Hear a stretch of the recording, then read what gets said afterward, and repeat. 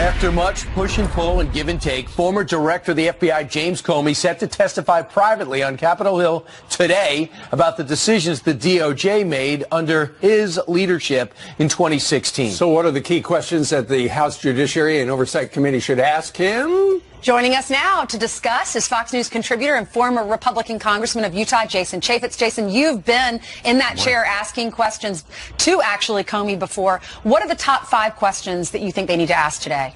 Well, this is a better format because it's going to be Congressman Gowdy, Congressman Ratcliffe, and they get an hour to ask questions with no interruptions. Then the Democrats get an hour. But then the Republicans get to go again for an hour. So there are going to be things that are going to start off by what Comey said was, Comey said there was an FBI, they didn't do sneaky things and they didn't do leaks. Yet we have an Inspector General report that says they were doing a lot of sneaky stuff and they were doing a lot of leaking. Right. So there'll be questions about that. Real deep questions about FISA abuse. The Inspector General is in the midst of his review, but they were going to ask Comey about that. And Comey can't just ignore it and say, I can't say this in this setting. He can do it in a transcribed interview type of setting as well. Big questions about the timing of when the FBI started to look into the Trump organization. They have this timeline where they have told Congress that it didn't start prior to the end of July, right, but there's a lot of evidence to the contrary.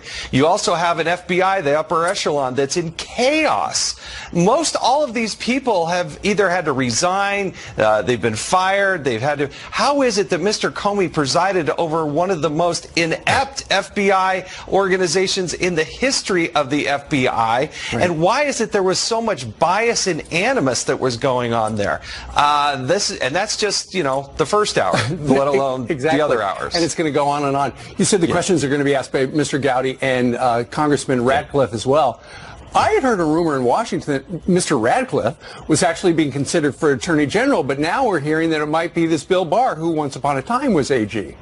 Well, I hear good things about Mr. Barr. He seems to be highly qualified. I think President Trump would miss a real opportunity to put a John Ratcliffe in there. A great background, a great trust on both sides of the aisle. But John Ratcliffe brings a portfolio of experience and I think would serve the president well and this nation well as the Attorney General. So I still hope that President Trump picks John Ratcliffe over Mr. Barr, even though Mr. Barr is very accomplished. And if he goes that direction, I think the Senate will look upon that favorably. Mm-hmm. All right.